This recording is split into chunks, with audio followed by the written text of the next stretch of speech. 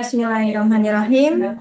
Assalamualaikum warahmatullahi wabarakatuh. Selamat sore dan salam sejahtera untuk kita semua.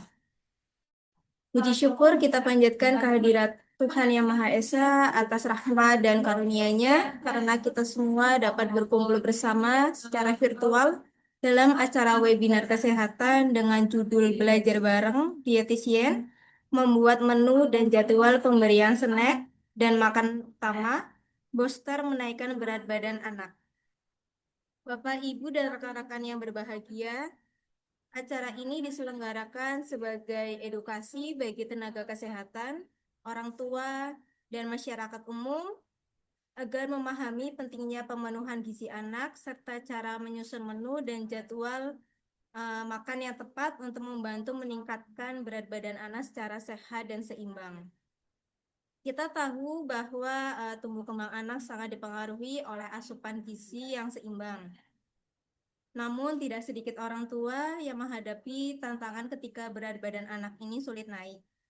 Pada kesempatan kali ini, kita beruntung sekali karena akan belajar langsung dari narasumber yang luar biasa, yaitu Ibu Afina Rahma, Sarjana Gizi, Magister Sains Dietitian.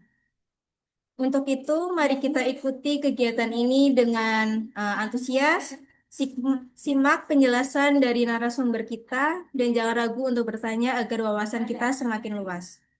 Sebelum kita memasuki acara inti, izinkan saya Karunia Budi Lestari untuk membacakan susunan acara pada sore hari ini. Yang pertama, pembukaan. Kedua, pembacaan tata tertib. Ketiga, sambutan dari Direktur Klinik Pratama Fisiocare. Keempat, foto bersama. Kelima, pembacaan CV narasumber. Keenam, penyampaian materi oleh narasumber. Ketujuh, diskusi dan sesi tanya jawab. Kedelapan, kesimpulan. Dan kesembilan, penutup. Baik, tanpa berlama-lama, mari kita buka acara webinar sore ini dengan penuh semangat.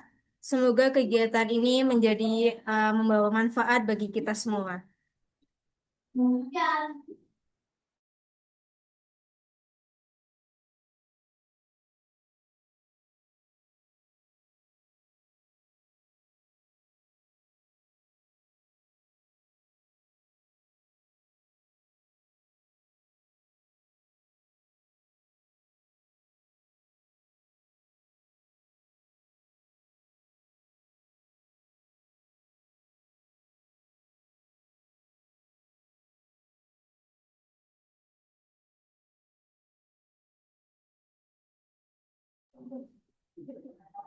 Baik, untuk tata tertib di webinar pada sore hari ini, yang pertama, peserta dihimbau untuk bisa menggunakan virtual background yang telah disediakan, mematikan mikrofon saat kegiatan berlangsung, mengaktifkan mikrofon atau unmute, dan open kamera saat akan mengajukan pertanyaan, berbicara dan bersikap sopan pada saat acara berlangsung, mohon tidak gaduh atau membuat keonaran atau mengganggu jalannya acara.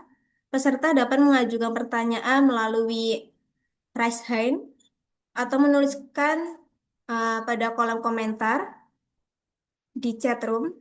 Kemudian pastikan mengisi link form presensi dan evaluasi yang nanti akan di-share oleh panitia. Terakhir, sertifikat akan dikirimkan melalui link di grup WA dan akan diberikan kepada peserta yang telah mengisi form presensi.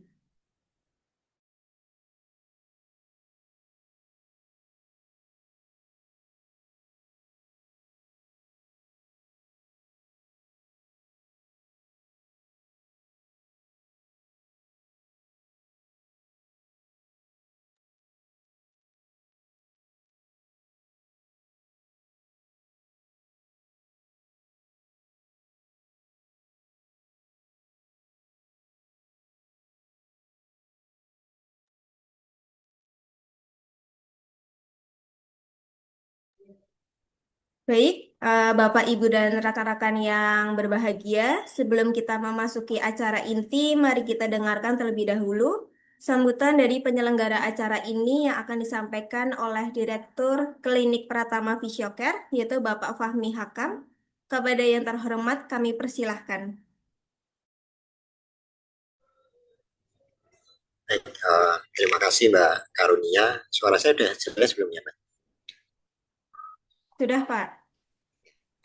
Baik, Bismillahirrahmanirrahim. Assalamualaikum warahmatullahi wabarakatuh. Selamat sore, salam sejahtera buat kita semuanya. Selamat datang Bapak Ibu, kawan-kawan semua peserta webinar ya. Pada kesempatan kali ini, izinkanlah saya dalam hal ini mewakili manajemen dan juga pimpinan dari klinik Pratama Fisiocare mengucapkan selamat datang dan terima kasih sudah ini ya hadir dan juga join pada event yang memang rutin kami laksanakan meskipun kadang dengan berbagai metode dan cara, kemudian memang apa namanya dengan berbagai tema juga ya yang sudah kami selenggarakan, meskipun juga banyak kekurangan. Jadi kami selalu ingin ini ya apa namanya memperbaiki setiap acara-acara yang kami selenggarakan, termasuk juga mengangkat tema-tema terbaru yang nantinya dapat dapat menjadi insight dan juga meningkatkan knowledge juga baik bagi Bapak Ibu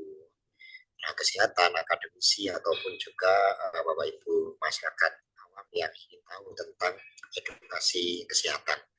Seperti yang kita ketahui bersama, memang ini acara sudah kita lakukan di seri ke-13 ya, kalau nggak salah, saya salah ingat ya, ini seri ke-13 kita rutin melaksanakan meskipun juga tidak bisa rutin per bulan atau per 2 bulan sekali ya. Jadi ya karena banyak hal yang harus kita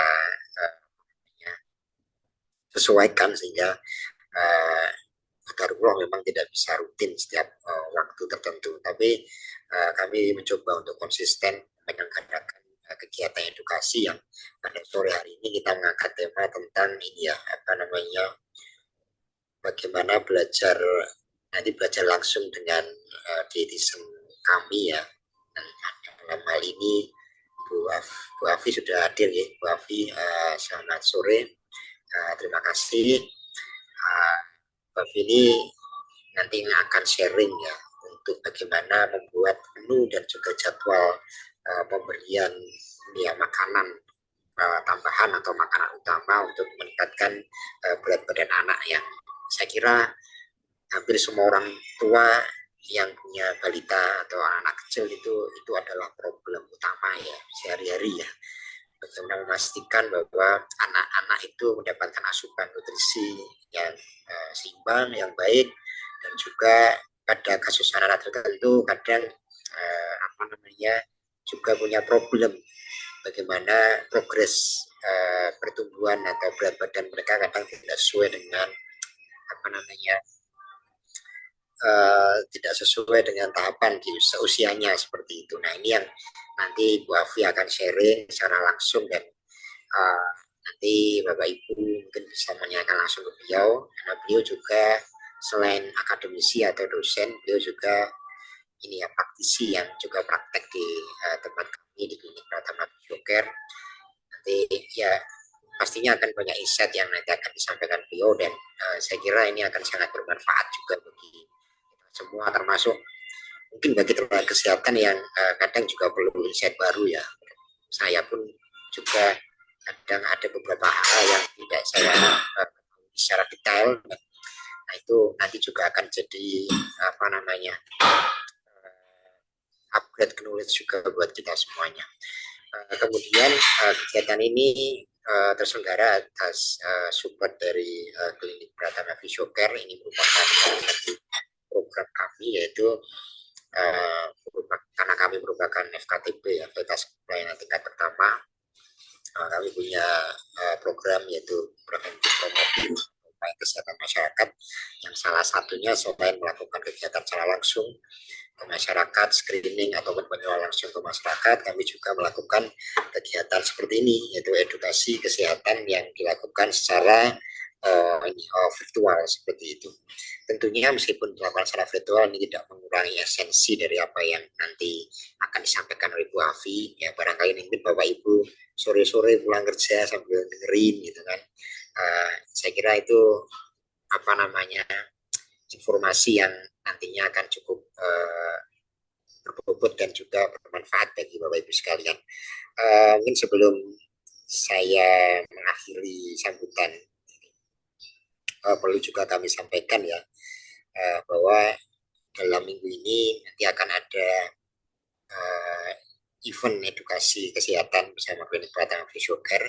Ini yang pertama di minggu ini bersama Bu Afi seri yang ke-13, kemudian nanti besok seri yang ke-14 insya Allah hari Rabu ya, besok hari Rabu di jam siang mungkin sambil menemani makan siang juga. Besok temanya kalau nggak salah terkait pencegahan stunting ya, pencegahan stunting ya. Jadi inline, saya kira nanti apa yang diobrolkan Bu Afi sekarang inline dengan apa yang nanti akan dibahas besok seperti itu. Jadi saya berharap Bapak Ibu sekalian bisa stay tune dan ini ya mengamati terus informasi dari kami sehingga nanti bisa ikuti step by step apa namanya program yang kami selenggarakan. Uh, saya kira itu mungkin antara yang bisa saya sampaikan. Nanti panjang kali lebarnya biar Bu Afi yang porsinya karena beliau nanti akan menyampaikan apa namanya beliau aktor nanti yang sore harinya akan menyampaikan insight terkait webinar yang dibahas pada kesempatan kali ini. Jadi monggo nanti Bapak Ibu sekalian bisa menyiapkan pertanyaan dan juga hal yang nanti perlu dikonsultasikan ke beliau. Saya kira itu, terima kasih atas waktunya. Selamat mengikuti kegiatan webinar pada sore hari ini. Kurang lebih mohon. Wassalamualaikum warahmatullahi wabarakatuh. Assalamualaikum warahmatullahi wabarakatuh. Terima kasih kami ucapkan kepada Bapak Fahmi atas sambutannya dan arahannya. Semoga menjadi penyemangat bagi kita semua dalam mengikuti kegiatan pada sore hari ini.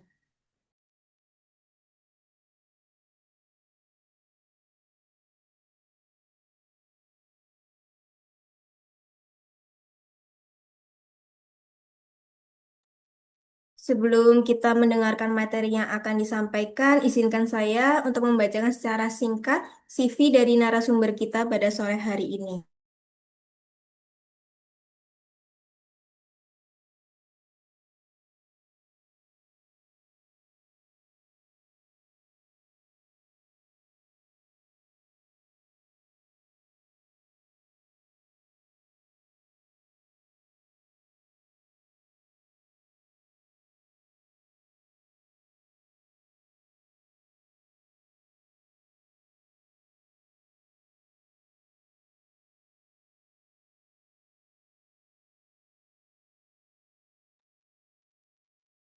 Beliau adalah Ibu Afina Rahma, Sarjana Gizi, Magister Sains Dietitian. Beliau menyelesaikan pendidikan Sarjana Gizi pada tahun 2013 di Universitas Diponegoro. Kemudian melanjutkan profesi dietitian tahun 2014 di Universitas Gajah Mada. Kemudian melanjutkan studi Master of Science pada tahun 2016 di King College London. Selain itu, beliau juga merupakan seorang dietitian profesional yang aktif dalam bidang edukasi gizi, penyusunan menu sehat, serta manajemen nutrisi anak dan keluarga. Dalam kesehariannya, beliau berperan sebagai konsultan gizi klinik dan pengajar di bidang gizi, serta aktif dalam berbagai pelatihan profesional dan penelitian serta penulisan karya tulis ilmiah. Berbagai pengalaman beliau di dunia gizi dan dietisia menjadikan Ibu Afina sebagai sosok yang berkompeten dalam membimbing kita untuk memahami cara menyusun menu dan jadwal makan yang efektif dalam membantu menaikkan berat badan anak secara sehat. Demikian sekilas profil dari narasumber kita. Di sini untuk beberapa pengalaman penelitiannya.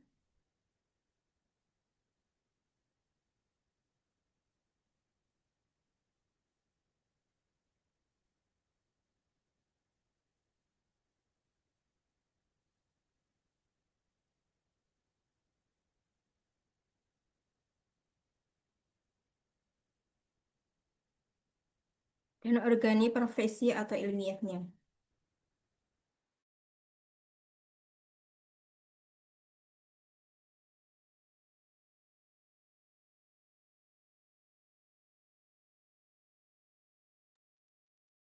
Baiklah, kini tibalah saat yang kita tunggu-tunggu, yaitu sesi pemaparan materi utama.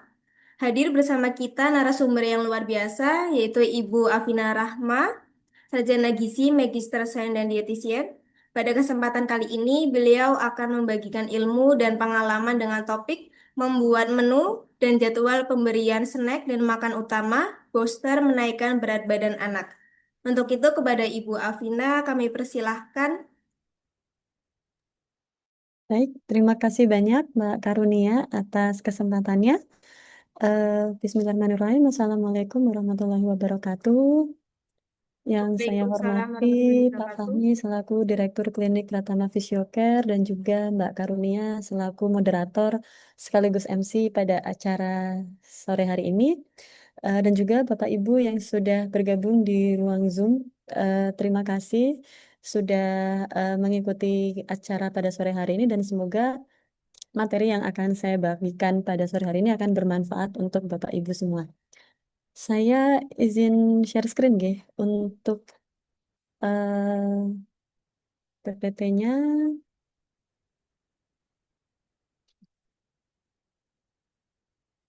Apakah sudah terlihat? Sudah, Bu. Ya, baik. Bapak Ibu semuanya yang sudah bergabung di sini, izinkan saya untuk berbagi terkait dengan topik penyusunan menu, jadwal makan utama dan snack ya, dan tips menaikkan atau booster bagi BB anak.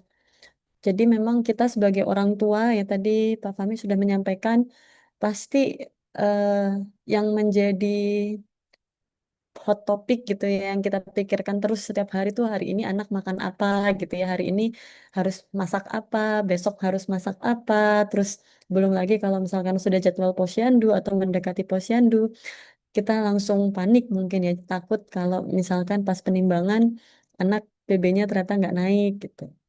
Belum lagi kalau misalkan anak kena penyakit gitu ya, batuk, pilek, udah sempat naik BB-nya 500 gram misalkan, baru batuk sehari langsung turun 500 gram, padahal naiknya udah pontang-panting gitu ya sampai sebulan, tapi dalam 1 hari bisa turun lagi. Jadi memang ini suatu challenge ya, benar-benar tantangan yang besar bagi orang tua. Gimana sih caranya gitu supaya kita itu bisa eh, membuat menu yang kira-kira anak mau makan dan juga bagaimana sih supaya ketika anak sudah mau makan terus berat badannya bisa naik dan sustain gitu. Jadi bisa tetap bertahap gitu naiknya ya.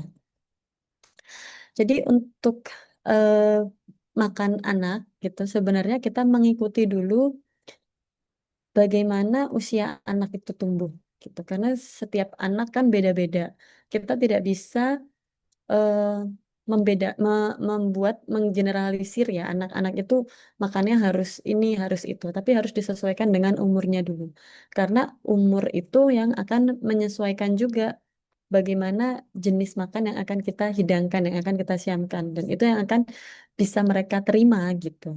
Di sini saya tidak akan mengambil usia 0 sampai 6 bulan ya, karena di situ kita harus atau wajib mendukung pemberian ASI eksklusif pada bayi. Jadi kita mendukung ibu untuk memberikan ASI eksklusif. Jadi untuk makanan kita berikan sejak umur 6 bulan atau mungkin bisa sebelum 6 bulan, tapi mungkin di 5 bulan akhir gitu ya, jika memang ada indikasi tertentu yang eh, ditemukan oleh dokter spesialis anak misalkan, mungkin terkait dengan tumbuh kembang dan lain sebagainya. Yang pasti untuk makanan pendamping ASI atau MPASI itu wajib kita berikan setelah ASI eksklusif itu diberikan gitu. Nah, pada usia 6 sampai 8 bulan kita berikan tekstur yang lumat dan kental. Jadi memang eh, jangan yang terlalu cair. Kadang ada juga orang tua gitu ya, atau mungkin tetangga misalkan, atau ya orang nih gitu yang memberikan informasi bahwa yang cair dulu aja gitu. Misalkan dalam bentuk air perasan jeruk misalkan, itu sebagai makanannya atau sebagai snacknya. Itu sebenarnya pemahaman yang perlu kita ubah, yang perlu kita ganti. Karena baik makan utama maupun snack itu pada anak usia 6 sampai 8 bulan itu sebaiknya sudah dalam bentuk tekstur yang lumat dan kental. Kenapa? Karena tekstur cair dengan lumat itu akan berbeda kandungan energinya. Kalau terlalu cair, nanti kandungan energinya itu akan kurang. Kalau energinya kurang, itu nanti akan mempengaruhi kenaikan berat badannya yang tidak optimal gitu. Jadi memang diberikan tekstur lumat untuk memenuhi energinya yang pertama, dan yang kedua untuk melatih otot-otot rahangnya ya, otot-otot rahang dan juga kemampuan dia untuk belajar mengunyah di usia selanjutnya. Kemudian nanti lanjut ke umur 9 sampai 11 bulan. Di sini sudah mulai bentuknya yang cincang atau dicacah atau dipotong kecil-kecil atau diiris-iris. Jadi sudah tidak seperti bubur lagi, tidak seperti bubur kental lagi, tapi sudah dalam bentuk misalkan nasi tim. Jadi sudah ada teksturnya, sudah ada teksturnya tapi yang lebih ringan. Tidak perlu takut kalau misalkan anak itu belum muncul giginya ya, karena anak bisa tetap mengunyah karena masih ada gusinya, dan gusi ini yang memang perlu kita rangsang gitu supaya nanti anak tetap bisa optimal gitu dalam belajar mengunyah nanti di umur-umur selanjutnya. Kemudian di umur setelah 1 tahun, nah ini sudah lebih enak nih karena biasanya di umur 6 sampai 11 bulan itu kadang ibu harus menyiapkan makanan sendiri untuk bayinya, ya kan? Jadi repotnya ibu adalah harus masak untuk orang dewasa di rumahnya, tapi juga harus masak untuk bayi. Jadi harus blender lagi, bahan-bahannya juga harus dipisahkan sendiri, pengolahannya beda sendiri gitu. Mungkin di blender atau pakai slow cooker atau pakai kukus dan lain sebagainya. Nah, di umur 1 tahun ini sebenarnya sudah lebih bisa mengurangi tekanan ibu dalam membuat makanan gitu. Jadi sudah bisa pakai makanan rumah tangga, sayurnya misalkan atau lauk-lauknya itu sebenarnya sudah bisa, cuman memang lebih diempukkan mungkin. Jadi kalau misalkan mau membuat lauk yang sama dengan orang dewasa, pengolahannya itu bisa dengan cara dikukusnya lebih lama misalkan, atau perebusannya yang harus lebih lama sehingga nanti teksturnya lebih empuk. Misalkan contohnya untuk daging ayam atau daging sapi gitu yang agak keras, nah itu mungkin bisa dibikin empuk atau bisa juga dipotong-potong atau diiris-iris jika dibutuhkan. Mungkin ini nanti tergantung dari range usianya ya, karena kan dari umur 12 bulan sampai 23 bulan itu kan jauh. Ada 1 tahun, mungkin di awal-awal ya masih makanan yang dipotong-potong, yang diiris-iris, tapi di umur menjelang 2 tahun itu mungkin sudah bisa lebih kuat lagi dalam mengunyah makanan. Nah, umur 2 sampai 5 tahun ini juga bertahap. Dari umur 2 tahun mungkin masih yang apa namanya, makanannya masih yang empuk-empuk. Nah, tapi nanti menjelang umur 3, 4, apalagi 5 tahun itu sudah bisa makanan rumah tangga. Dan ini yang apa namanya, proses pengolahannya bisa disamakan dengan orang dewasa, cuman mungkin dikurangi dengan bumbu-bumbu yang terlalu keras, misalkan kayak cabe gitu, jangan yang terlalu pedas. Atau mungkin bahkan ada juga anak kecil yang suka pedas gitu ya, tapi pedesnya dikit-dikit aja gitu. Itu sudah lebih bisa disamakan proses pengolahannya. Nah, ini kita masih mengacu untuk pemberian makan, baiknya seperti apa dalam sekali waktu makan ya, dalam satu isi piring makan berdasarkan Kemenkes RI. Jadi pada usia 6 sampai 8 bulan dalam satu kali makan itu piringnya itu harus ada, pasti ya, harus ada karbohidrat. Karbohidrat itu tapi tidak harus nasi ya, Bapak Ibu. Jadi karbohidrat itu bisa dalam bentuk jagung, bisa juga dalam bentuk ubi, dalam bentuk kentang, dalam bentuk mie misalkan itu juga diperbolehkan. Tapi bukan mie instan ya. Jadi mie tapi yang kita rebus dan kemudian kita olah dengan bumbu lain gitu. Itu sangat diperbolehkan sebagai variasi supaya anak mau makan gitu. Jadi memang karbohidrat itu boleh diganti-ganti sesuai dengan preferensi rasa, dan justru malah sebaiknya diganti-ganti supaya anak tahu beda-beda antara oh rasa nasi putih seperti ini, beras merah seperti ini, jagung seperti ini, kayak gitu. Kemudian yang diutamakan dalam satu kali makan pada anak usia 6 sampai 8 bulan adalah protein yang sumbernya adalah protein hewani. Jadi anak belum diberikan protein nabati itu tidak apa-apa. Misalkan ibu merasa bahwa oh untuk memasak harus ada nasi, harus ada lauk hewani, harus ada lauk nabati, harus ada sayur, padat gitu ya. Sebenarnya lauk nabatinya di skip dulu, tidak diberikan dulu itu tidak apa-apa. Karena lambungnya masih kecil ya. Eh, Bayi-bayi umur 6 sampai 8 bulan itu lambungnya tuh masih kecil. Jadi kita utamakan adalah protein hewani yang memang lebih padat kalori dan proteinnya itu lebih mudah diserap oleh tubuh untuk nanti membangun jaringan. Nah, jaringannya ini akan dipakai untuk pertumbuhan dia sehingga nanti tinggi badannya, berat badannya itu bisa lebih cepat nambah gitu. Untuk protein hewaninya disarankan satu porsi. Nah, satu porsi ini bisa dilihat di gambar ini, misalkan satu butir telur ayam. Atau misalkan daging sapi kurang lebih 30 gram. Atau ikan, jadi ikannya boleh macam-macam, bisa ikan kembung, ikan lele, ikan patin, ikan dori yang tidak banyak durinya gitu ya, dan yang mengandung banyak lemak tidak jenuh yang baik untuk anak-anak itu sangat disarankan. Bisa juga hati ayam itu jadi berbagai jenis daging, pokoknya berbagai jenis sumber protein hewani sangat disarankan untuk diberikan pada bayi. Nah, kemudian untuk sayur ini sifatnya perkenalan saja, jadi jumlahnya cukup sedikit saja. Wortel 10 gram contohnya misalkan. Kemudian boleh ditambahkan garam. Kemudian jangan lupa ada santan atau misalkan ada minyak. Nah, santan dan minyak ini sebagai sumber lemaknya tambahan, karena lemak atau minyak ini yang nanti akan memberikan kalori yang lebih padat untuk bayi di usia 6 sampai 8 bulan. Nah, teksturnya boleh direbus, kemudian nanti dilumatkan seperti ini dalam saringan, atau bisa juga nanti di blender. Yang jelas nanti teksturnya seperti ini ketika disendok, dia tidak langsung encer, tapi dia menetesnya perlahan-lahan seperti ini. Jadi bentuknya kental. Jangan terlalu encer, karena kalau terlalu encer nanti berarti kalorinya terlalu sedikit. Artinya lebih kenyang air. Karena kan balik lagi lambungnya masih kecil ya. Jadi nanti takutnya kenyangnya karena air. Jadi kita anggap kenyangnya dari kandungan karbohidratnya, proteinnya, dan juga lemaknya. Kemudian di umur 9 sampai 11 bulan ini sudah mulai ditingkatkan jumlah karbohidratnya. Karena lambungnya juga sudah mulai bertambah, tapi untuk ukuran protein hewaninya masih sama satu porsi. Jadi untuk ikan masih 50 gram, telur ayam misalkan satu butir gitu ya. Atau kalau misalkan mau diganti dengan telur puyuh, jadi satu butir telur ayam itu setara dengan 5 butir telur puyuh.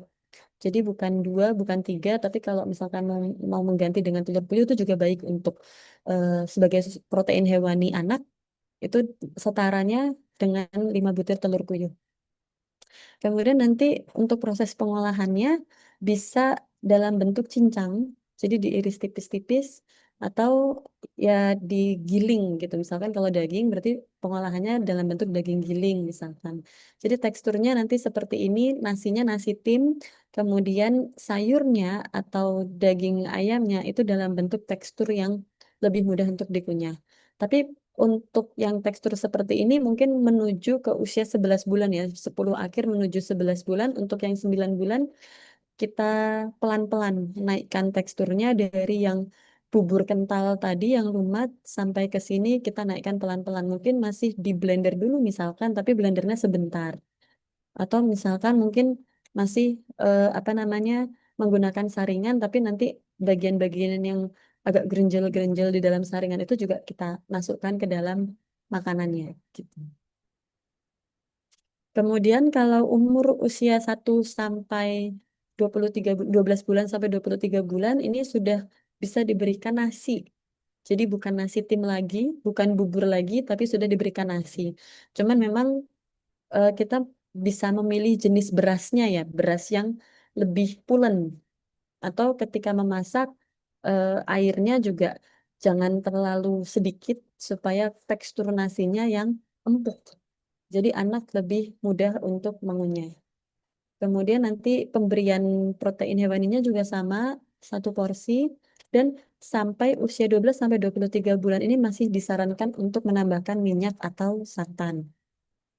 Untuk penambahan minyak dan santan ini bisa dalam bentuk pengolahan. Kalau untuk bayi usia 6 tadi sampai 8 bulan, kemudian 9 sampai 11 bulan, biasanya minyaknya itu bisa langsung dicampurkan dalam adonan buburnya atau dalam nasi timnya ya. Jadi misalkan mau pakai olive oil, minyak zaitun ya, atau misalkan menggunakan VCO, itu biasanya kan langsung dicampurkan saja. Tapi kalau sudah dalam bentuk makan seperti ini kan nggak enak ya kalau minyaknya dicampurkan di dalam nasi gitu. Nah, jadi minyaknya ini bisa ditambahkan dalam proses pengolahannya. Misalkan lauknya eh, ayam kecap gitu. Nah, itu berarti ada proses penumisan, tumis dari bawang merah atau bawang putihnya supaya lebih sedap gitu. Nah, tumis itu nanti yang apa namanya menjadi minyak tambahan di lauknya gitu. Atau mungkin bisa pengolahannya dalam bentuk santan. Jadi bayamnya bukan cuma sekedar bayam sop, tapi disarankan untuk dalam bentuk bobor. Jadi ditambahkan santan dalam proses pengolahannya supaya nanti energinya bertambah. Kemudian untuk 2 sampai 5 tahun, nah ini lebih banyak lagi ya nasinya. Tapi balik lagi ini range usianya panjang, 2 sampai 5 tahun itu kan rentang usianya yang sangat jauh. Jadi bisa naik perlahan-lahan. Di umur 2 tahun eh, sendok nasinya ya jangan terlalu jauh dari umur 23 bulan. Mungkin ya setara 5 sendok makan atau 6 sendok makan dulu, baru nanti ditambahkan perlahan-lahan sampai di umur 5 tahun sudah setara 7 sendok makan full. Jadi karena umur 5 tahun itu kan sudah sangat aktif ya anaknya sudah kesana ke sini, udah bisa lari-lari. Nah, di sini sudah disarankan untuk boleh menambahkan protein nabati. Tapi jika memang anaknya makannya sedikit gitu ya, karena masih suka lari-lari ke sana sini dan makannya belum terlalu banyak, maka tetap diutamakan lauk hewani. Jika memang dia belum mau makan lauk nabati seperti tahu, tempe, tidak masalah, tapi yang pasti dalam satu kali waktu makan wajib ada lauk hewani. Kemudian sayur juga tetap ditambahkan dengan porsi kurang lebih setengah mangkok kecil atau 50 gram. Nah, ini penjelasan lebih dalam lagi terkait dengan tips dalam membuat menu makan balita. Jadi umur 6 sampai 8 bulan ini karena ukuran lambungnya masih kecil, jadi kita utamakan protein hewani dan karbohidrat tadi baik itu ayam, daging sapi, telur, kemudian telur ayam boleh, telur bebek boleh, tidak harus telur ayam kampung sebenarnya ya. Telur apapun selama itu aman ya dan sehat, silakan kalau anaknya mau, selama tidak alergi juga. Kemudian sayur juga sebagai perkenalan diberikan tambahan dalam jumlah kecil di waktu makan utama. Kemudian buahnya di mana? Karena kan dia lambungnya kecil ya. Kalau tadi sudah ada nasi, sudah ada protein hewani, sudah ada sayur, supaya tidak terlalu penuh lambungnya, maka buah dimasukkan di selingan atau snack. Jadi di waktu makan utamanya kita utamakan karbohidrat, protein, dan juga sayurnya, walaupun sayurnya juga sedikit, baru nanti di makanan selingannya kita berikan buah potong misalkan. Kemudian diberikan bertahap. Jadi pada saat anak baru umur 6 bulan itu jangan berekspektasi anak makannya langsung lahap gitu ya. 2 sampai 3 sendok makan sekali makan itu sudah sangat bagus. Kenapa? Karena ASI masih banyak di situ. Jadi umur 6 sampai 8 bulan itu ASI masih 70% ya Bapak Ibu. Jangan langsung dihentikan. ASI tetap yang lebih banyak. MPASI itu hanya sebagai pengenalan tahap awal. Jadi 2 sampai 3 sendok makan dalam satu kali waktu makan itu sudah sangat bagus sekali. Sampai dengan nanti di umur 8 bulan itu kurang lebih 70 sampai 100 mili mangkok. Jadi kurang lebih seperempat mangkok kecil itu sudah sangat baik.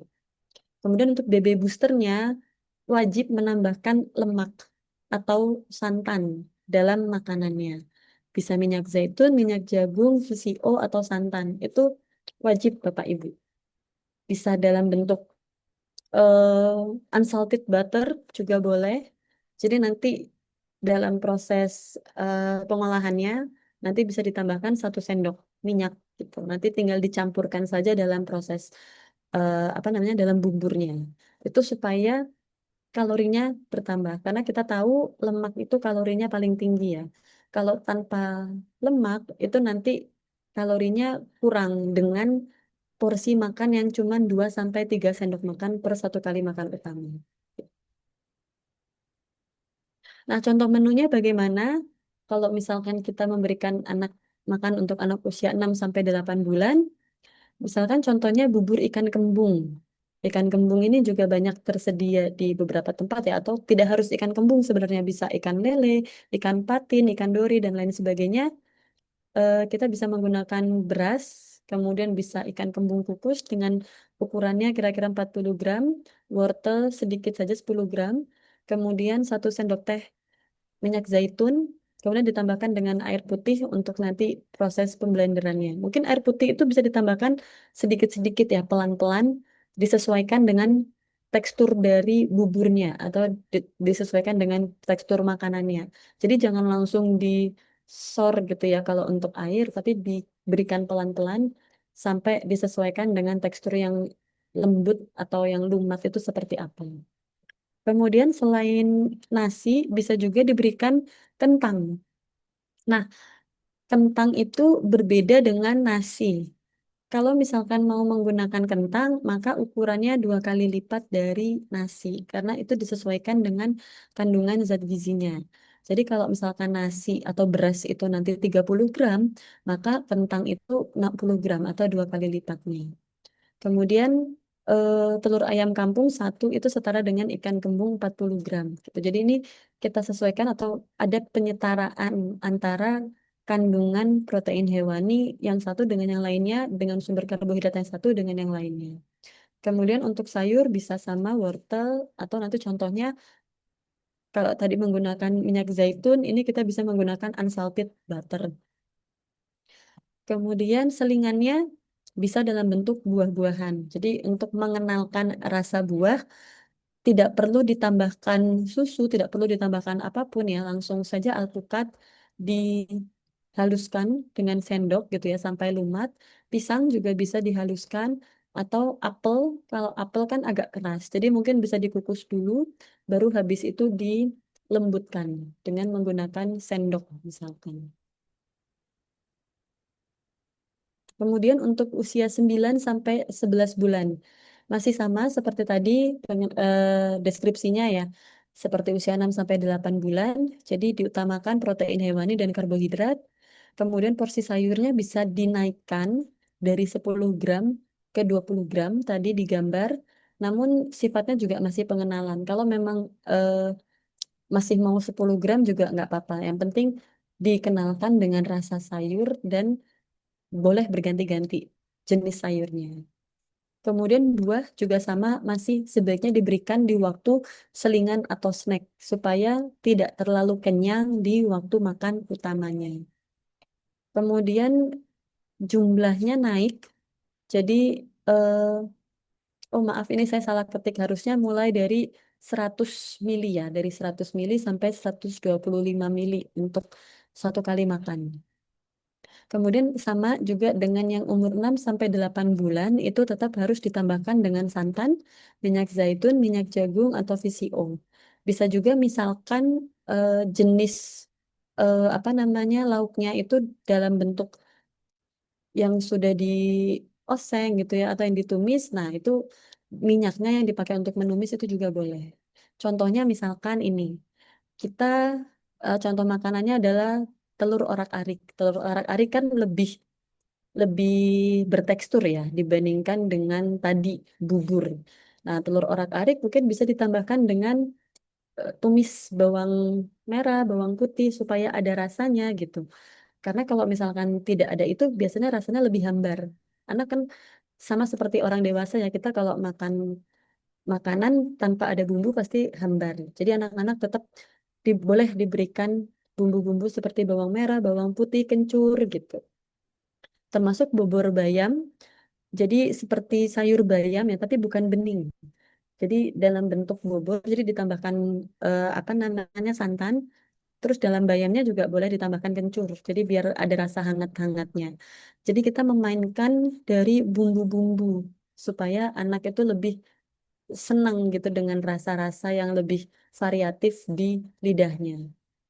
Kemudian tadi selain nasi, kentang, kita juga bisa memvariasikan karbohidrat dalam bentuk ubi ungu. Ubi ungu itu kalau dengan nasi kurang lebih banyak jumlahnya.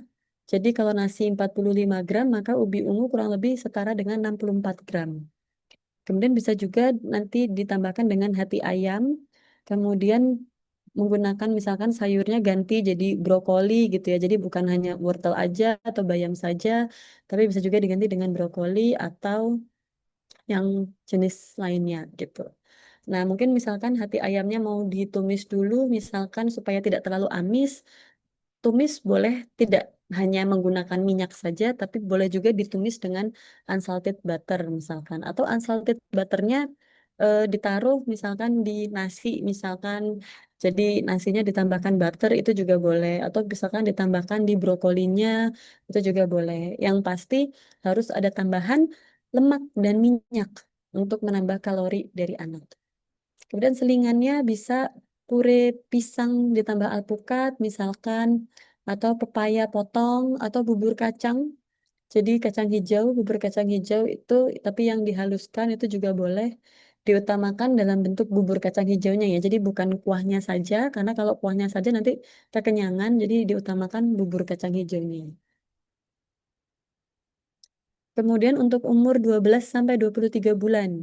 Nah, ini mulai bisa teksturnya lebih agak padat, namun tetap disesuaikan dengan kemampuan dan usianya. Jadi pas masih umur 12 bulan mungkin teksturnya jangan yang langsung padat banget, tapi mulai ada peralihan. Ini mungkin eh, ibu-ibu di sini, bunda-bunda di sini yang lebih paham bagaimana anaknya. Kadang kita memang perlu sedikit memperhatikan situasi dan kondisi ya. Kadang harusnya sudah harus naik tekstur, tapi tiba-tiba anaknya ngelepeh gitu. Jadi kadang kita memainkan, kadang harus di hari ini naik tekstur, kemudian hari berikutnya kita turun tekstur, nanti hari berikutnya naik tekstur, habis itu nanti turun tekstur lagi begitu. Tapi nanti disesuaikan dengan penerimaan anaknya. Kadang ada juga tergantung dari bahan makanannya. Kalau bahan makanan yang misalkan nasi, dia maunya yang lebih lembek.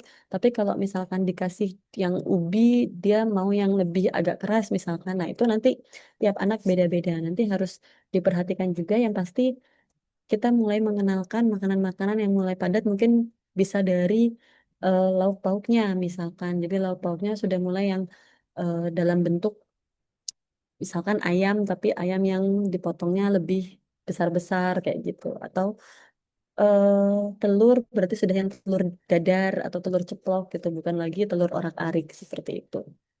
Kemudian pemberian porsi makannya juga sudah dinaikkan jumlah porsinya kalau misalkan menggunakan mangkok kisaran 150 sampai 200 mili. Memang disarankan memberikan makan dengan kita tahu ini tuh wadahnya setara berapa volumenya. Kalau tidak ada garisnya, ya kita bisa menggunakan alat makan lain, misalkan gelas atau apa gelas ukur. Jadi kita tahu volume mangkok yang kita punya di rumah itu ukurannya berapa. Jadi kita bisa memperkirakan, oh kira-kira kalau seperempat mangkok itu berapa mili, setengah mangkok berapa mili, sehingga nanti pemberian makannya cuman cukup sekali aja diukurnya. Nanti selanjutnya kita nggak perlu ngukur-ngukur lagi. Ini harusnya berapa gram, ini harusnya berapa mili gitu. Cukup kita tahu volume mangkok yang ada di rumah atau piring yang ada di rumah itu berapa. Kemudian pemberian lemak ini karena dia sudah bentuknya makanan rumah tangga, maka pengolahannya bisa dalam bentuk tumis, goreng maupun juga kuah santan. Nah, contohnya misalkan eh, diberikan lauk ikan lele tapi di olahannya dalam bentuk pepes misalkan. Itu juga lebih empuk tapi juga tidak merusak zat gizi yang ada di ikan. Karena kan ikan tuh tinggi omega 3 dan omega 6 ya. Jadi kalau misalkan digoreng yang sampai matang itu takutnya bisa merusak asam lemak yang ada di dalam kandungannya. Jadi bisa menggunakan pengolahan-pengolahan yang lain gitu. Kemudian kalau sayur bisa menggunakan jenis sayur yang macam-macam, bisa disesuaikan. Contohnya misalkan ini labu siam. Kemudian nanti minyak kelapa bisa dipakai dalam proses pengolahan makanannya gitu. Kemudian bisa juga nasi omelet. Jadi nasi omeletnya nanti telur nanti dicampur dengan wortel cincang misalkan atau dicampur dengan kalau mau double protein misalkan lagi mengejar booster BB yang lebih tinggi lagi itu telur ayamnya mungkin bisa dicampur juga dengan potongan ayam gitu atau misalkan potongan hati ayam atau misalkan dengan daging cincang atau daging giling itu nanti bisa juga ditambahkan di situ supaya nanti nasi omeletnya lebih padat gitu. Kemudian untuk selingannya sudah bisa mulai semakin bervariasi.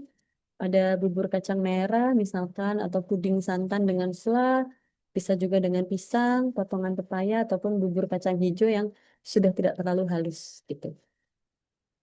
Kemudian untuk yang umur 2 sampai 5 tahun sudah mengikuti makanan keluarga biasa, pemberiannya gizi seimbang kan dan protein hewani diutamakan, tapi tetap kalau misalkan memang dia mau makan protein nabati boleh dipersilakan.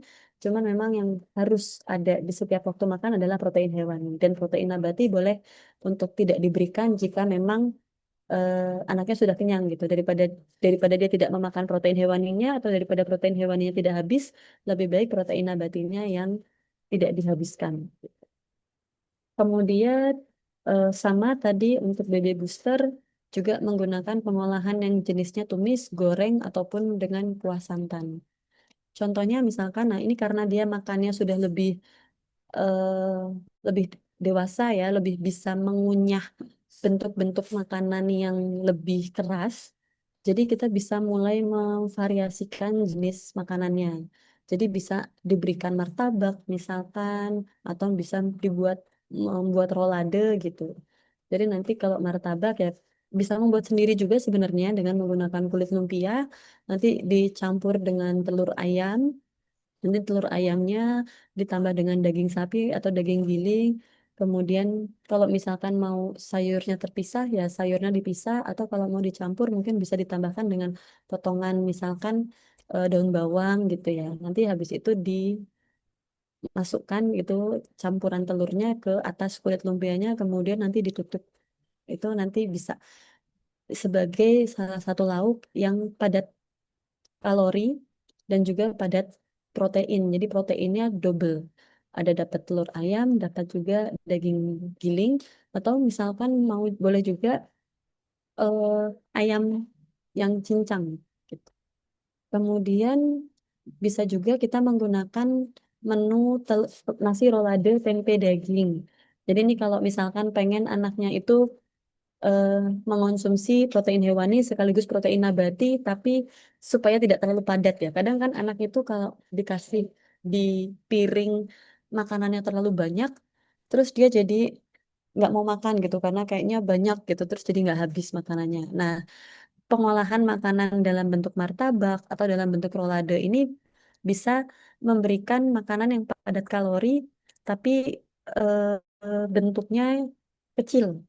Jadi nggak nggak yang terlalu banyak numpuk-numpuk di piring anak, tapi sudah bisa dalam satu wadah, dalam satu bentuk makanan itu sudah mengandung protein hewani, protein nabati, dan protein hewaninya juga bisa double karbo. Cuman memang harus kita situasikan juga, kita kondisikan juga proporsi dari kandungannya. Kalau misalkan terlalu padat, takutnya nanti anaknya juga nggak mau makan gitu ya, karena terlalu kasar misalkan. Jadi mungkin bisa nanti disesuaikan, bisa dikurangi, mungkin tempenya dikurangi porsinya atau daging sapinya agak dikurangi porsinya. Yang penting anak tetap mendapatkan protein hewani di sana dan proses pengolahannya juga ini yang bukan lauk itu saja gitu, bukan cuman ayam goreng saja misalkan, bukan cuman telur dadar saja sehingga anak bisa mengonsumsi makanan yang lebih variatif. Kemudian untuk selingannya boleh sekali diberikan misalkan jasuke gitu ya, jagung dengan keju atau ubi kukus dengan keju itu suatu selingan yang baik untuk diberikan kepada anak karena padat kalorinya. Kemudian bisa juga kolak pisang karena kan dia ada santannya juga, atau misalkan mau nyoba biskuit gandum. Kalau misalkan anaknya mau minum susu, boleh minum susu. Kemudian bisa juga dalam bentuk buah-buahan seperti tadi. Kemudian untuk jadwal makan itu sebenarnya disesuaikan dengan tiap anak ya. Tiap anak kan mungkin apalagi untuk umur 6 sampai 11 bulan itu punya jadwal sendiri untuk tidur, bangun gitu. Tapi memang sebaiknya jadwal anak itu setiap hari harus sama supaya anak itu terlatih untuk disiplin. Nanti akan terasa sampai dia di usia sekolah akan terbiasa untuk sarapan, makan siang, makan malam gitu. Jadi dari umur 6 bulan sampai 8 bulan itu sudah harus dilatih anak itu disiplin, kita biasakan harus dibangunkan di jam yang sama setiap paginya, ditidurkan di jam yang sama, di misalkan nap time-nya misalkan di jam 10 kah atau di jam 9 kah. Kemudian tidur kalau misalkan mau ada tidur siang lagi juga disamakan, tidur sore atau tidur malamnya juga disamakan sehingga nanti waktu makannya mengikuti. Jangan sampai anak diberikan makan ketika dia ngantuk, udah jelas nggak bakal mau makan gitu. Jadi kita harus tahu dulu jadwal anak itu bangun, jadwal anak itu tidur, nanti makannya mengikuti. Nah, untuk anak usia 6 sampai 8 bulan itu kan biasanya bangun tidur dia akan minta ASI ya. Jadi kita berikan ASI dulu, tetap utamakan ASI dulu. Karena dia bangun tidur langsung dikasih MPASI pasti belum siap. Ibaratnya kita orang dewasa bangun tidur langsung makan kan belum bisa juga. Pasti butuh waktu untuk adaptasi saluran pencernaan kita habis istirahat, habis tidur tiba-tiba diisi kan tidak bisa. Jadi anak diberikan ASI dulu, nanti baru misalkan bangunnya jam 6, maka MPASI diberikan 1 jam kemudian, kira-kira di jam 7. Atau misalkan anak bangun di jam 7 ya MPASI diberikan jam 8. Tapi jangan sampai anak bangun lebih dari jam 8. Karena nanti itu sudah tidak masuk jam sarapan lagi. Jadi harus dibiasakan untuk bangunnya pagi. Supaya nanti membangun habit ketika dia sudah dewasa, dia terbiasa bangun pagi dan sarapan. Gitu. Kemudian nanti habis makan, mungkin kan dia main-main dulu, setelah itu tidur atau nap time lagi. Nah, itu disesuaikan. Kira-kira lebih baik selingan paginya sebelum nap time atau setelah nap time. Kalau misalkan nap time-nya dia terlalu dekat dengan waktu makan siang, kan nanti selingan paginya nggak dapet tuh. Ya mungkin nanti selingan paginya bisa diberikan misalkan setengah jam sebelum waktu nap time-nya dia. Misalkan nap time-nya di jam 9 gitu atau setengah 10 ya berarti nanti pemberian makannya di jam 9 kayak gitu. Jadi memang apa namanya kira-kira dikasih jeda setengah jam atau 45 menit sebelum waktu tidur nap time-nya dia gitu untuk pemberian selingan pagi. Kemudian untuk makan siangnya juga sebaiknya sama seperti tadi sarapan. Dia bangun siang itu jam berapa? Tidur siangnya itu mau bangun jam berapa? Kalau misalkan bangun tidur siangnya jam 12 ya diutamakan ASI dulu. Biasanya kan minta ASI dulu. Nanti setelah dia dapat ASI 1 jam kemudian baru kita berikan MPASI-nya. Jadi memang harus dikasih jeda waktu antara ASI dengan MPASI supaya makanannya tuh mau masuk gitu. Berikutnya juga sama dengan selingan sore, disesuaikan apakah dia ada jadwal tidur sore atau enggak gitu. Kemudian nanti MPASI-nya bisa diberikan jam 5 sampai antara jam 5 sampai jam 6 sekitar sebelum maghrib. Kemudian nanti menjelang tidur tinggal diberikan ASI saja gitu, disesuaikan dengan permintaan anaknya. Kemudian untuk usia 9 sampai 11 bulan kan jadwal ASI memang sudah mulai dikurangi. Nah, MPASI-nya bisa ditambahkan. Di sini tertulis MPASI 3 sampai 4 kali. Jadi sebenarnya untuk MPASI usia 9 sampai 11 bulan boleh tetap diberikan 3 kali. Sama seperti anak usia 6 sampai 8 bulan. Jadwalnya sama, jam-jamnya sama 3 kali. 4 kali itu kalau memang ASINya sudah tidak optimal. Jadi mungkin ada ibu yang ASINya sudah mulai berkurang di umur segini atau anaknya memang aktivitasnya sangat tinggi. Karena kan umur segini dia sudah mulai belajar merangkak. Bahkan ada yang sudah bisa berjalan ya di umur 11 bulan. kebutuhan aktivitas bayi yang tinggi ini kebutuhan energinya jadi naik. Jadi biasanya di umur segini tuh yang tadinya di umur 6 sampai 8 bulan itu masih eh, gemuk gitu ya, yang terlihat menggemaskan. Nah, mulai terlihat slim di umur segini. Jadi supaya tetap terpenuhi asupan kalorinya, maka bisa diberikan MPASI yang 4 kali. Tapi kalau memang ternyata ASINya masih cukup dan BB-nya itu baik-baik saja, maka diberikan jadwal yang 3 kali saja cukup, seperti yang tadi di atas untuk yang umur 6 sampai 8 bulan. Kemudian untuk 12 bulan sampai 5 tahun ini saya samakan karena memang untuk jadwalnya kurang lebih sama, di mana anak umur 12 sampai 12 bulan atau 1 tahun sampai 5 tahun itu eh, mereka memang aktivitasnya luar biasa sekali. Tapi untuk prinsip sarapannya, selingannya, makan siangnya itu sama. Harus kita bikin jadwal. Di sini ada range-nya ya, karena memang tiap anak beda-beda bangunnya. Tapi sekali lagi, kalau memang dia terbiasa bangunnya siang gitu, kita harus biasakan untuk habit membangunkan dia lebih pagi, meskipun anaknya belum sekolah, misalkan masih di 1 tahun gitu ya, belum belum masuk ke kelompok belajar atau kelompok bermain gitu. Tapi tetap harus dibiasakan untuk membangun habit pagi supaya anaknya terbiasa membangun sarapan. Karena memang masih banyak ada anak-anak yang belum terbiasa untuk sarapan. Nah, kenapa sih penting gitu untuk sarapan pada anak-anak? Karena memang nanti di umur-umur dia misalkan sudah masuk TK, menjelang SD, itu kan dia akan banyak belajar, akan membutuhkan aktivitas berpikir di sekolahnya. Ketika dia tidak sarapan, maka kemampuan kognitifnya itu bisa menurun. Sehingga harus dibiasakan dari kecil untuk sarapan, sehingga nanti sampai dewasa dia punya kebiasaan untuk sarapan dulu gitu.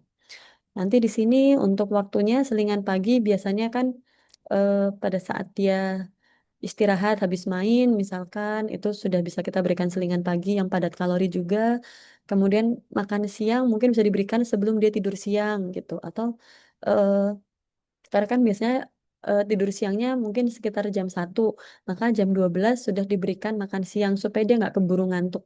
Jadi memang disesuaikan di jadwal makannya. Kalau misalkan dia tidurnya kebiasaannya jam 12, nah ini harus kita pastikan dia tidurnya bangunnya berapa jam. Kalau misalkan eh, tidurnya jam 12, jam 2 itu kita pastikan dia sudah bangun gitu. Supaya nanti dia bisa makan siang sehingga nanti tidak terlalu mepet jaraknya dengan selingan sore. Kalau dia makan siangnya jam 2, maka selingan sorenya bisa di jam 4.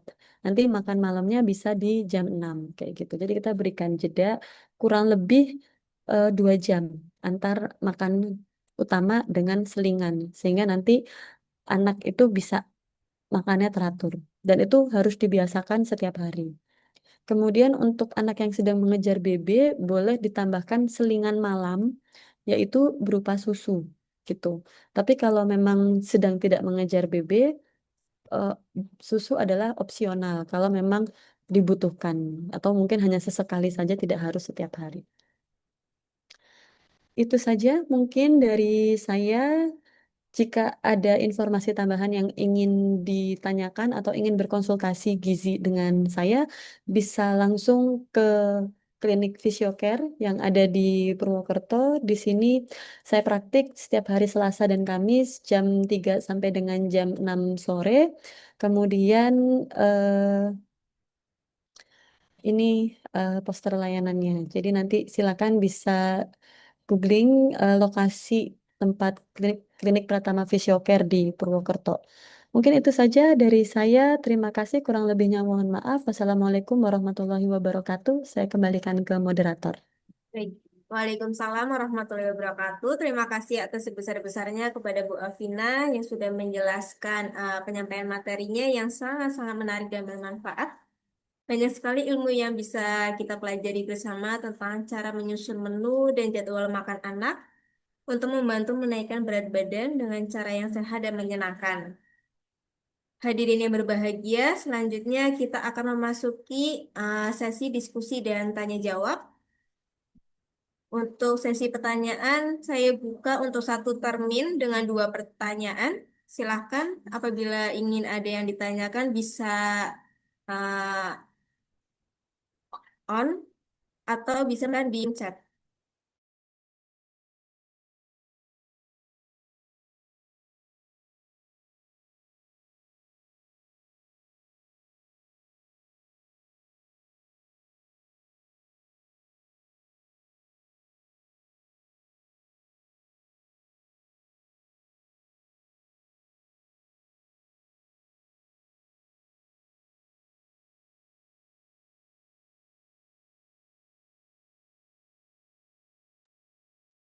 Sepertinya sudah pada eh hebat semua ini, Mbak Karunia.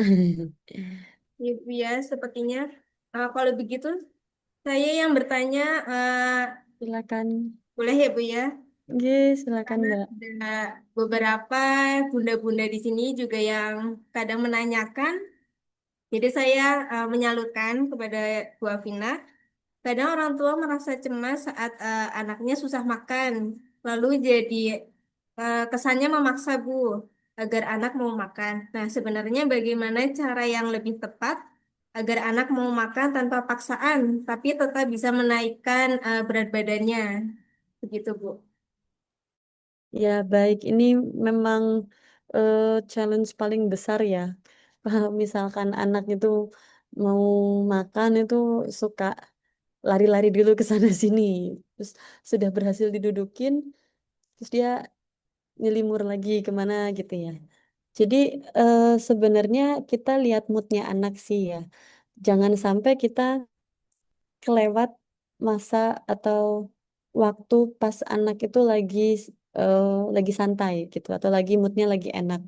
Karena misalkan kelewat sedikit terus anak keburu ngantuk dikit atau kecapean dikit ya. Jadi yang biasanya bikin moodnya dia berubah itu adalah dia keburu ngantuk atau dia keburu capek karena kesenangan main gitu. Nah, itu yang harus kita perhatikan dulu dari anak kita masing-masing.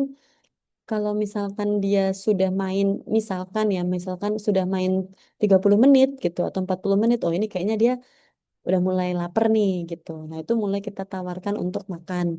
Karena kalau misalkan kita biarkan mainnya misalkan sampai 1 jam gitu, nanti dia udah keburu tantrum gitu karena udah ngerasa kelaparan banget, sekaligus udah ngerasa kecapean banget. Biasanya kayak gitu. Nah, kalau saya dulu, mungkin sekarang sekalian sharing juga ya, dulu pada akhirnya juga pada saat saya menyuapin anak saya biarkan dia untuk membawa mainan yang dia lagi mainkan gitu. Jadi tetap dia duduk gitu di kursi makan, terus tapi dia membawa, saya taruh mainan dia itu di sekitaran dia gitu di area yang terjangkau. Jadi dia tidak perlu eh, jadi mungkin anak itu merasa makan itu suatu suatu momen yang tidak menyenangkan karena membuat dia jadi terpisah dengan mainannya kayak gitu, membuat dia jadi harus melupakan apa yang dia senangi kayak gitu. Jadi pada akhirnya misalkan dia suka main mobil-mobilan karena kebetulan anak saya laki-laki, dia suka lagi main mobil-mobilan atau lagi main apalah.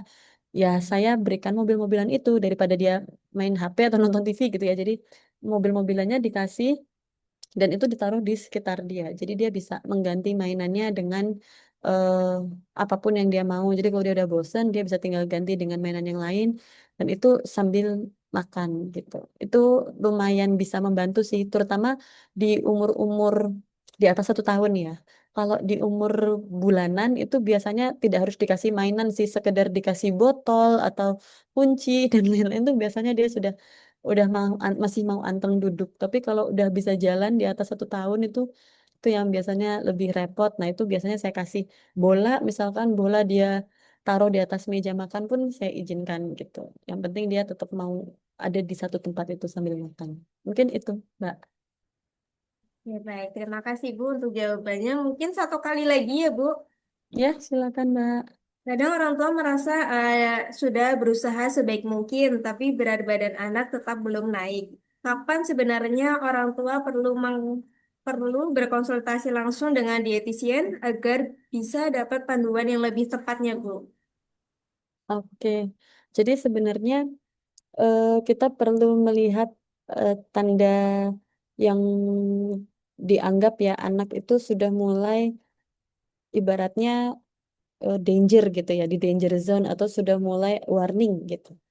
Warning itu ketika anak tidak naik BB-nya atau tidak naik tinggi badannya itu sampai 2 kali berturut-turut. Jadi kalau minimal dari situ itu yang sudah mulai harus kita waspadai. Karena kalau misalkan sudah tidak naik 2 kali berturut-turut, nah besoknya 3 kali berturut-turut tidak naik lagi, nah itu berarti dia sudah mulai mendapatkan intervensi, istilahnya gitu.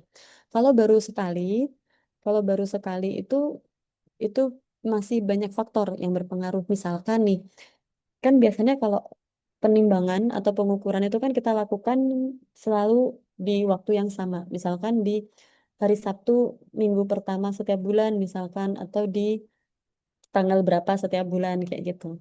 Itu adalah momen penimbangan yang menurut saya paling ideal. Jadi jangan kita saking paniknya orang tua tiap hari nimbangin anak gitu. Itu sebenarnya nggak perlu. Kita cukup menimbang anak itu tiap 1 bulan. Nah, kadang itu misalkan penimbangan di tanggal 5, anak itu naik BB-nya sesuai untuk bulan tersebut sampai di tanggal 30. Tiba-tiba di tanggal 1 dia sakit batuk. Akhirnya pas penimbangan di tanggal 5 dia turun lagi. Akhirnya kan terhitungnya tidak naik. Itu masih kita anggap sebagai sesuatu yang oke lah, ini karena ada faktor X yaitu dia sakit. Selama nanti dia sakitnya sudah sembuh, wajar kan kalau lagi sakit itu dia beratnya turun. Jadi kalau misalkan beratnya turun itu masih kita wajarkan karena masih ada batuk itu. Selama penyakitnya, batuknya itu akan tertangani dengan baik. Jadi kalau misalkan dia nanti setelah sembuh, terus di bulan berikutnya dia naik lagi dan penimbangan berikutnya dia naik, maka itu sudah menjadi suatu kelegaan. Artinya dia sudah nggak masuk ke dalam warning lagi. Nah, warning lagi, warning berikutnya misalkan kalau ternyata batuknya nggak sembuh-sembuh. Nah, itu dia mulai perlu waspada dan harus dicek mungkin ke dokter gitu ya. Nah, kalau misalkan ternyata dia sudah sembuh, tapi ternyata beratnya nggak naik lagi gitu. Jadi bukan karena batuknya ini salahnya, tapi karena sesuatu. Nah, itu udah mulai warning. Itu sudah boleh sebenarnya untuk berkonsultasi supaya nanti di penimbangan bulan ketiga dia sudah naik. Karena kalau misalkan sudah di penimbangan bulan ketiga ternyata kok nggak naik lagi, berarti kan sudah termasuk nanti akan masuk catatan dan akan dilaporkan di puskesmas sebagai balita yang mungkin ya masuk statusnya apa nih? Jangan-jangan dia sudah masuk ke resiko gizi kurang misalkan kayak gitu. Jadi boleh kalau misalkan 2 kali penimbangan belum naik itu sudah konsultasi dulu supaya nanti kita mencegah jangan sampai ada penurunan BB lagi di penimbangan berikutnya kayak gitu. Oke, baik, terima kasih Bu atas jawabannya yang sangat informasi sekali. Bu, ini di kolom komen ada yang bertanya, Bu. Satu lagi, mohon izin bertanya. Anak saya berusia hampir 6 tahun dari bayi. Anak tidak bisa mengkonsumsi banyak ASI jika kebanyakan gumoh atau muntah. Hingga sekarang dia tidak bisa makan banyak, belum sesuai porsi anak seumurnya. Kondisi area mulut sering merah. Mohon solusinya Bu Afina. Ya, terima kasih banyak. Ini teman saya nih. Halo, Santi, apa kabar? Semoga anaknya sehat selalu ya. Jadi, kalau misalkan anaknya itu tidak bisa mengonsumsi banyak ASI, nah mungkin kalau saran saya ya, coba dicek apakah dia punya alergi atau enggak gitu, punya alergi makanan atau enggak. Takutnya kalau dia belum bisa makan banyak karena belum sesuai porsi pada makanan umumnya, jangan-jangan dia punya kondisi alergi sehingga saluran pencernaannya, lambungnya kah atau ususnya itu tidak bisa menerima jenis makanan tertentu yang mungkin biasa dia konsumsi tapi ternyata itu memberatkan saluran pencernaannya. Jadi kalau misalkan saluran pencernaannya terlalu berat atau mungkin memang ada masalah, nanti penyerapannya juga nggak bagus. Ketika penyerapannya nggak bagus, nanti berat badannya jadi menurun gitu. Sama ketika kondisi area mulut sering merah itu berarti kan ada tanda dia mungkin bukan eksim juga ya, tapi bisa jadi ada tanda alergi juga gitu. Ada reaksi inflamasi di area mulut. Nah, mungkin bisa dicek, diperhatikan dia area mulutnya itu merah setelah mengonsumsi makanan apa.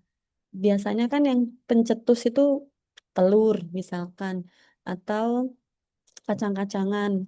Jadi misalkan sebagai contoh juga anak saya itu alergi kacang. Jadi misalkan ada coklat yang mengandung kacang seperti hazelnut pun anak saya akan langsung terpicu apa namanya alerginya. Jadi memang kita perlu memperhatikan jenis makanan apa yang kira-kira membuat anak-anak itu mulutnya jadi mengeluarkan warna merah itu tadi, sama eh, yang kira-kira ketika habis dikonsumsi anak jadi begah perutnya sehingga dia makannya nggak banyak. Jadi kita perhatikan yang dia makannya banyak itu kira-kira oh lauk ini atau bahan makanan ini.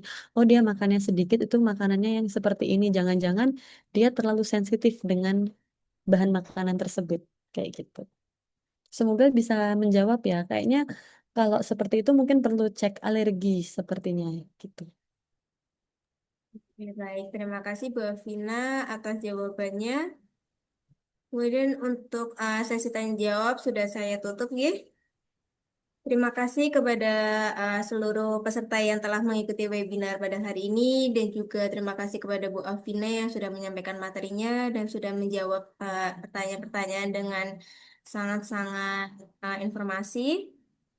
Semoga saya ingin menegaskan sekali lagi bahwa menaikkan berat badan anak tidak hanya soal menambah porsi makan, tetapi juga bagaimana kita menyusun menu yang seimbang, jadwal makan yang teratur, serta memilih snack sehat yang sesuai usia anak.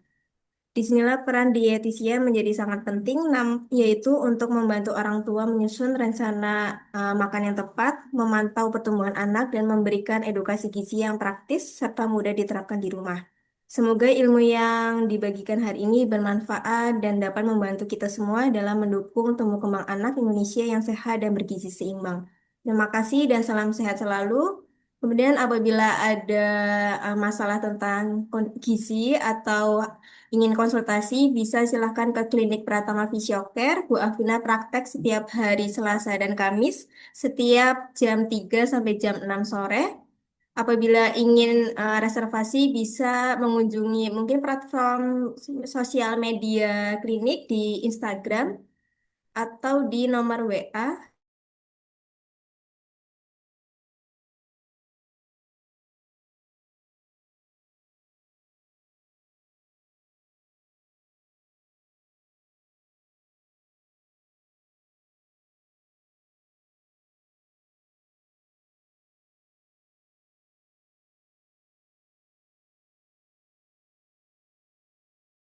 Apabila Bapak Ibu ada yang ingin konsultasi, silakan bisa menyimpan atau mencatat nomor WA admin kami. Akan kami respon secepat mungkin dan akan kami berikan jadwal sesuai dengan jam prakteknya Bu Afina. Terima kasih. Saya tutup untuk acara webinar pada sore hari ini. Semoga kita selalu diberi kesehatan, panjang umur, dan anak-anak kita semoga eh, mendapatkan gizi yang baik, mendapatkan berat badan yang sesuai. Amin. Baik, saya tutup untuk webinar sore hari ini. Wassalamualaikum warahmatullahi wabarakatuh. Waalaikumsalam warahmatullahi wabarakatuh. Terima Terima kasih, kasih Bu. banyak. Sama-sama Mbak Karunia dan juga Bapak Ibu semua.